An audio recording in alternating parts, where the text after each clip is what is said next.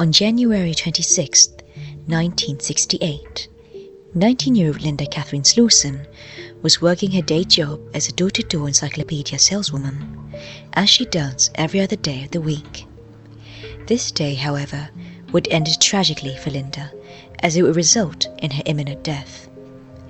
Linda would enter the property of a man named Jerry Brudos, whom she had confused the address of with a neighbour's address. She had initially believed that she had an appointment with the homeowner and wholeheartedly thought that this would be the perfect opportunity to sell an encyclopedia and potentially earn some cash for the day. Little did she know, she had stepped foot into her killer's den and would never be seen alive again. As Linda walked up the yard of Jerry's home and began to state her reason for visiting the residence, he pretended to be interested in purchasing an encyclopedia, which Linda happily agreed to elaborate more on. Jerry had lured Linda to the basement of his Oregon home and invited her to sit on a stool he had prepared, all the while chatting her up about the sale of her encyclopedias. When he had successfully distracted Linda, he repeatedly beat her on the head with a section of wood and proceeded to strangle her to death with his own hands. After he had done the deed, he stuffed her body under the staircase of his basement. Sickeningly, he asked his mother to take his daughter out for hamburgers so that he could freely assault Linda's body with no one around to interfere. As he undressed her body, he found that she was wearing an attractive set of red lingerie, which drove him to dress her up in many different sets of lingerie and footwear, most of which he had obtained by way of stealing. It was clear that Jerry felt somewhat proud of himself, as he had photographed a considerable amount of this horrid scene, all the while engaging in acts of necrophilia with the lifeless corpse of his victim. Hours after the incident, Jerry severed Linda's left foot with a hacksaw and preserved it in the rear of the family freezer, located in the basement. Jerry's motive for doing so is to fuel and satisfy his perverted fantasies by using the severed appendage to model his collection of high-heeled shoes. In addition to that, he kept the 2 issues of encyclopedias Linda had hoped to sell him, as a sort of trophy for his actions, clearly indicating he was not at all remorseful for what he had done. After he was done with Linda, he bound the rest of her body to a cylinder head and dumped her, quote, somewhere in Marion County, as he could not recall the exact location. Linda Slusen was only one of the 4 victims who was kidnapped and murdered from the years 1968 to 1969 in Salem, Oregon by Jerry Brudos, dubbed the Shoe Fetish Slayer, paying tribute to his lifelong shoe fetishism. Since birth, Jerry was destined for misery. Born in Webster, South Dakota, to Marie Eileen and Harry Irvin Brudos on January 31st, 1939, Jerry was often belittled and degraded by his mother mercilessly, as she had made it painfully clear that she wanted her second child to be a girl, warranting Jerry as unwanted since the day that he was brought into the world. As a result, his mother resorted to favoritism and doted on his older brother Larry. Due to this, Jerry had formed a close bond with a neighborhood woman around the age of his mother. She was compassionate and kind to Jerry, and was nothing but accepting to him throughout his visits. Jerry had also confessed that he wished she was his real mother. However, the woman had suffered from severe diabetes, and her dwindling health forced her to refuse any more visits from the neighborhood children, including Jerry. This, combined with the stresses of always being the lesser sibling, as well as having his childhood friend pass away from tuberculosis, left Jerry in a state of pure devastation and anguish. At the tender age of 5, Jerry began to harbour a strange fascination regarding women's shoes and feet during an incident where he observed the teenage daughter of a family friend sleeping on his bed, as she had gained permission from his parents prior to doing so, after stating that she was feeling unwell. He was, quote, transfixed by the sight of her high-heeled shoes and attempted to pry them off her feet.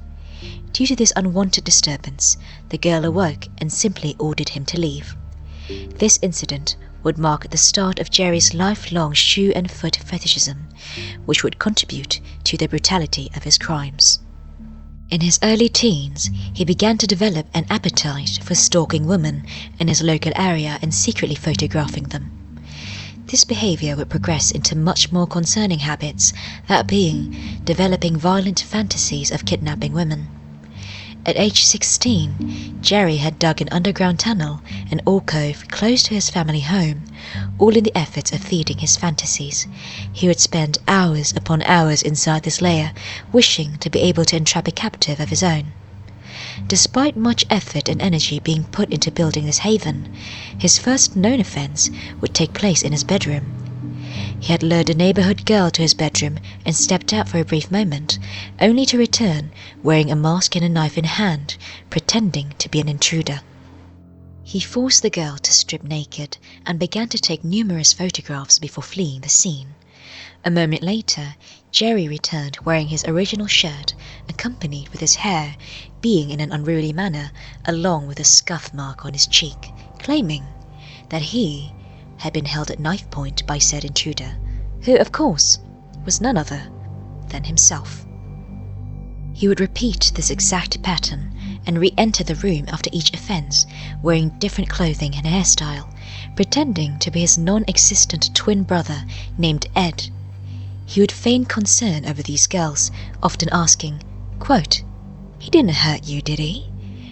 and would proceed to explain that Jerry was in therapy and that this incident would, quote, set him back a bit. He would lie to each and every one of his victims, promising to find the camera Jerry had used and dispose of it, all the while pleading all of them to not tell anyone of his acts, to which they all shockingly agreed to. In April of 1956, the same month which Jerry had been arrested upon charges of assault and battery of a 17-year-old girl, he was recognized as a juvenile offender and was sent to undergo psychiatric evaluations at Oregon State Hospital. He would be diagnosed with depression and schizotypal personality disorder, but was not explicitly mentally ill or delusional. The doctors also concluded that Jerry's violent fantasies stemmed from the pure hatred he garnered toward his mother and women in general.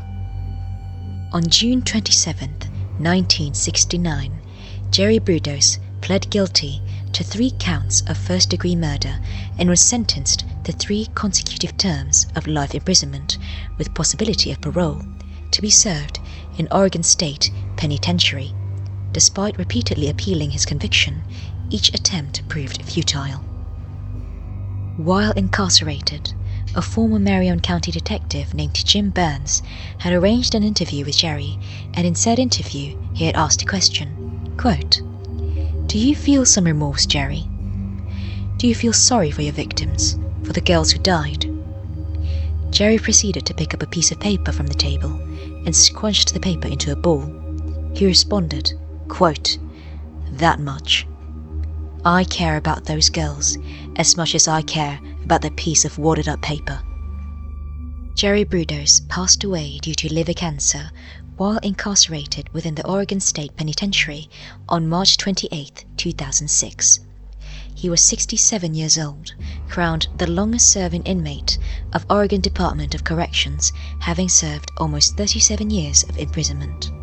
Each one of Jerry Brudos' victims were killed by strangulation and were dismembered thereafter, all of which were disgustingly photographed, along with selectively keeping various body parts, all in the revolting efforts of demonstrating his dominance, as well as to satisfy his insatiable hunger for women's feet, lingerie and shoes.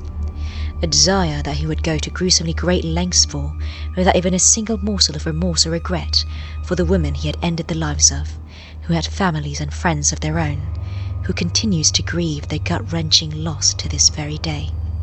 The victims of Jerry Brudos were discovered in appalling conditions, yet the body of Linda Catherine Slusen was never found.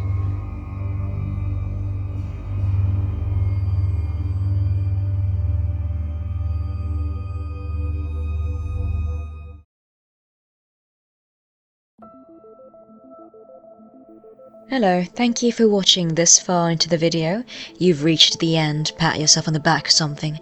It's my first time writing a script, and also my first time covering true crime cases, so I hope I did it justice, or at least not too shabby of a job. I hope to be doing more videos like this in the near future, well, ones with interesting nicknames like these, so if you have any suggestions, feel free to drop them down below. This has been Annalise. Cheers, and good night.